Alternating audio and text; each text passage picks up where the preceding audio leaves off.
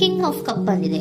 ನಮ್ಮ ಲವ್ ಲೈಫಿನ ವಿಚಾರದಲ್ಲಿ ಬ್ಯಾಲೆನ್ಸ್ ಅನ್ನ ಮಾಡಬೇಕು ಅನ್ನುವಂತಹ ಆಲೋಚನೆಯಲ್ಲಿರುವಂತಹದ್ದು ನಿಮ್ಗೆ ರೆಪ್ರೆಸೆಂಟ್ ಆಗ್ತಾ ಇದೆ.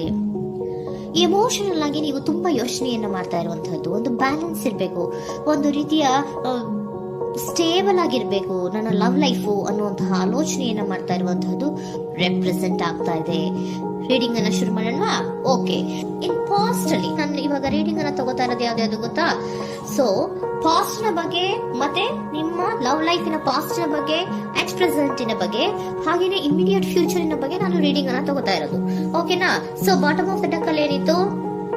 So bottom of the duck ನಿಮ್ಗೆ ಏನ್ ಬಂದಿತ್ತು? ಭಾವನಾತ್ಮಕವಾಗಿ ಯೋಚನೆ ಮಾಡುವಂತಹದ್ದು, ಒಂದು ರೀತಿಯ ಸ್ಟೇಬಲ್ ಆಗಿ ಇರಬೇಕು, ಬ್ಯಾಲೆನ್ಸ್ ಅನ್ನ ಮಾಡಬೇಕು ನಮ್ಮ ಲವ್ ಲೈಫಿನಲ್ಲಿ ಅನ್ನುವಂತಹ ಆಲೋಚನೆಯನ್ನು ಮಾಡ್ತಾ ಇರುವಂತಹದ್ದು ಕಿಂಗ್ ಆಫ್ ಕಪ್ಸ್ ನಿಮ್ಮ ಬಾಟಮ್ ಆಫ್ ದ ಡಕ್ ಅಲ್ಲಿ ಬಂದಿತ್ತು. ಅಂದ್ರೆ ನಿಮ್ಮ ಪಾಸ್ಟ್ ನಲ್ಲಿ ಏನಾಗಿತ್ತು? ಸೊ ನೀವು ಬಹಳಷ್ಟು ಯೋಚನೆ ಮಾಡಿನೇ, ನಿಮ್ಮ ಅಂತರಾತ್ಮದ ಮಾತನ್ನ ಕೇಳಿಯೇ ನೀವು ಬಹಳಷ್ಟು ಯೋಚನೆಯನ್ನ ಮಾಡಿ ನೀವು ಕೆಲವೊಂದು ಪ್ರಪೋಸಲ್ ಗಳನ್ನ ಮಾಡಿರೋ, ನಿಮ್ಮ ಲವ್ ಲೈಫಿನ ವಿಚಾರದಲ್ಲಿ ಕೆಲವೊಂದು ಪ್ರಪೋಸಲ್ ಗಳನ್ನ ಮಾಡಿರುವಂತಹದ್ದು ಅಥವಾ ಪ್ರಪೋಸಲ್ ಗಳನ್ನ ನೀವು ಸ್ವೀಕರಿಸಿರುವಂತಹದ್ದು. ಓಕೆನಾ? ಸೊ ಎಮೋಷನಲ್ ಆಗಿ ಏನಾಗಿತ್ತು? ನೀವಿಬ್ರು ಸಮಾಧಾನವಾಗಿ ಇದ್ರಿ, ಸಾಮರಸ್ಯದಿಂದ ಇರ್ತಿತ್ತು, ಮತ್ತೆ ಲವ್ ಲೈಫಿನ ವಿಚಾರದಲ್ಲಿ ಒಂದು ಫುಲ್ಫಿಲ್ಮೆಂಟ್ ಇರ್ತಿತ್ತು. ಹೌದಾ?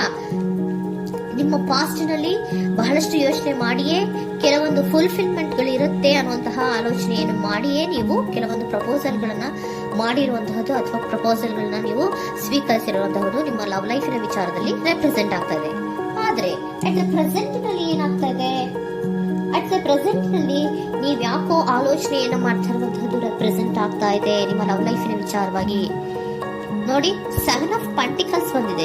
ಸೊ 7 ಆಫ್ ಪೆಂಟಿಕಲ್ಸ್ ಏನನ್ನ ರೆಪ್ರೆಸೆಂಟ್ ಮಾಡುತ್ತೆ? ಪೀರಿಯಡ್ ಆಫ್ ಕಾಂಟೆಂಪ್ಲೇಷನ್, ಏನೋ ಒಂದು ಯೋಚನೆಯನ್ನ ಮಾಡ್ತಾ ಇರುವಂತಹದ್ದು ನಿಮಗೆ ರೆಪ್ರೆಸೆಂಟ್ ಆಗ್ತಾ ಇದೆ.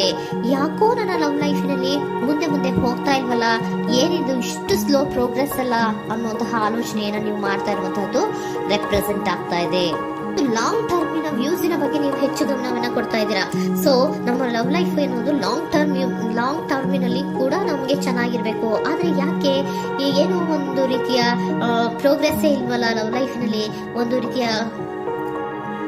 ರೀತಿಯ ಖುಷಿ, ಸಂತೋಷ, ಸಮಾಧಾನ ಯಾಕಿಲ್ಲ ಅನ್ನುವಂತಹ ಆಲೋಚನೆಯನ್ನ ಮಾಡ್ತಾ ಇರುವಂತಹದ್ದು ಅಟ್ ಪ್ರೆಸೆಂಟ್ ಅಲ್ಲಿ ರೆಪ್ರೆಸೆಂಟ್ ಆಗ್ತಾ ಇದೆ. ಯಾಕೆ ಹಾಗೆ ರೆಪ್ರೆಸೆಂಟ್ ಆಗ್ತಾ ಇದೆ? ಅಂದ್ರೆ ನೋಡಿ, devil card and 8 of cups. Devil card ಯಾಕೆ ರೆಪ್ರೆಸೆಂಟ್ ಆಗಿದೆ?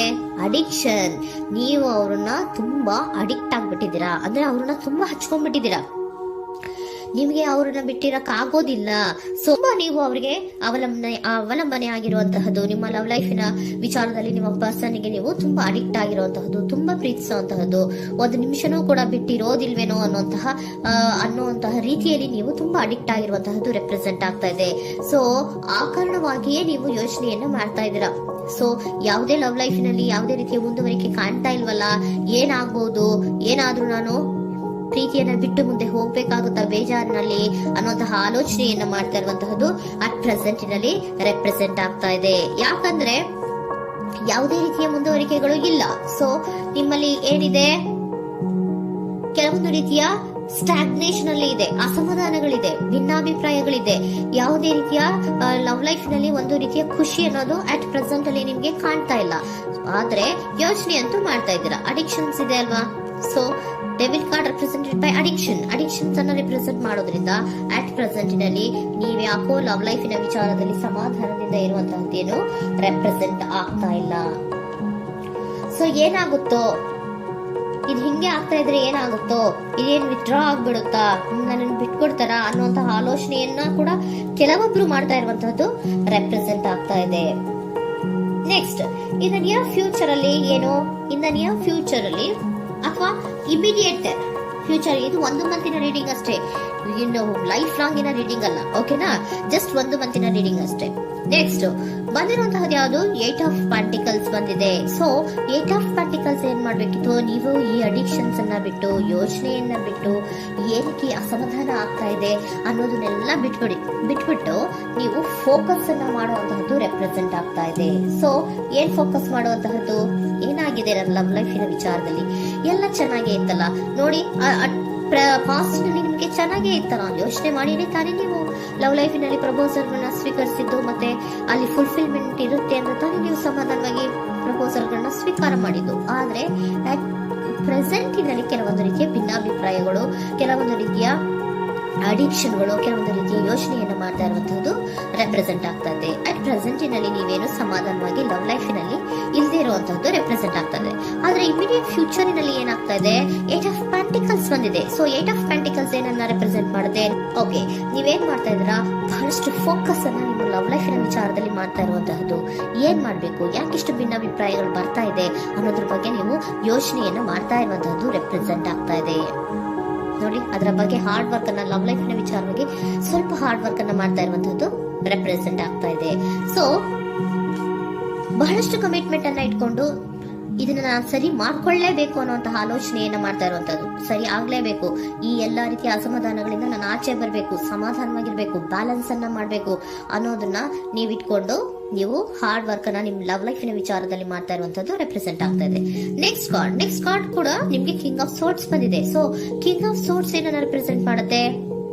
ಸ್ಪಷ್ಟವಾಗಿ ಥಿಂಕ್ ಅನ್ನ ಮಾಡ್ತಾ ಇದ್ದೀರಾ. ನಮ್ಮ ಲವ್ ಲೈಫಿನ ವಿಚಾರದಲ್ಲಿ ಯಾಕೆ ಅಸಮಾಧಾನ ಬರ್ತಾ ಇದೆ, ಯಾಕೆ ಭಿನ್ನಾಭಿಪ್ರಾಯ ಬರ್ತಾ ಇದೆ, ನಾನಂತೂ ಅವ್ರನ್ನ ಬಿಟ್ಟಿರಕ್ಕಾಗಲ್ಲ. ಸೊ ನಾನೇನ್ ಮಾಡ್ಬೇಕು, ಇದನ್ನೆಲ್ಲ ಕೂಡ ಬ್ಯಾಲೆನ್ಸ್ ಅನ್ನ ಮಾಡ್ಬೇಕು. ಅದಕ್ಕೆ ನಾನು ಏನ್ ಮಾಡ್ಬೇಕು, ಫೋಕಸ್ ಅನ್ನ ಮಾಡ್ಬೇಕು. ಫೋಕಸ್ ಅನ್ನ ಮಾಡಿ ಅಲ್ಲಿ ನೀವು ಕರೆಕ್ಟ್ ಆಗಿ ಕ್ಲಿಯರ್ ಥಿಂಕಿಂಗ್ ಅನ್ನ ಮಾಡಿ, ಒಂದು ಸ್ಟ್ರಾಂಗ್ ವಿಲ್ ಪವರ್ ಅನ್ನ ಇಟ್ಕೊಂಡು ನೀವು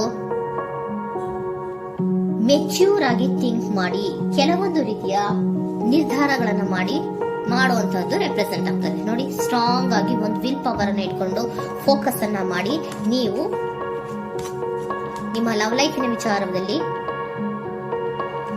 ಬಹಳಷ್ಟು ಧೈರ್ಯದಿಂದ ನಿಮ್ಮ ಲವ್ ಲೈಫಿನ ವಿಚಾರವನ್ನ ಅಥವಾ ಲವ್ ಅನ್ನ ನೀವು ಬ್ಯಾಲೆನ್ಸ್ ಅನ್ನ ಮಾಡುವಂತಹದ್ದು ರೆಪ್ರೆಸೆಂಟ್ ಆಗ್ತಾ ಇದೆ.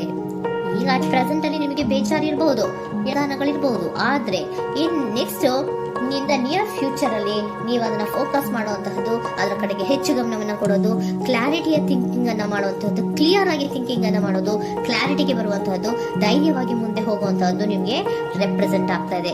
ಅದೇ ನಿಮಗೆ ಬಾಟಮ್ ಆಫ್ ದ ಡಕ್ ಬಂದಿರುವಂತಹದ್ದು ಕಣ್ರಿ, ಕಿಂಗ್ ಆಫ್ ಕಪ್ಸ್ ಬಂದಿದೆ. ಸೊ ಕಿಂಗ್ ಆಫ್ ಕಪ್ಸ್ ಏನು, ನೀವು ಭಾವನಾತ್ಮಕವಾಗಿ ಯೋಚನೆ ಮಾಡ್ತಿದ್ದೀರಾ, ನಿಮ್ಮ ಲವ್ ಲೈಫಿನ ವಿಚಾರದಲ್ಲಿ ಒಂದು ಬ್ಯಾಲೆನ್ಸ್ ಅನ್ನ ಮಾಡಬೇಕು ಅನ್ನುವಂತಹ ಆಲೋಚನೆಯನ್ನ ಮಾಡ್ತಾ ಇರುವಂತಹದ್ದು. ಓಕೆನಾ? ಹಾಗಿದ್ರೆ ಏಂಜಲ್ ಗೈಡೆನ್ಸ್ ನಿಮ್ಗೆ ಏನ್ ಕೊಡ್ತಾರೆ ಅನ್ನೋದನ್ನ ನೋಡೋಣ. Okay, B assertive, very good, trust.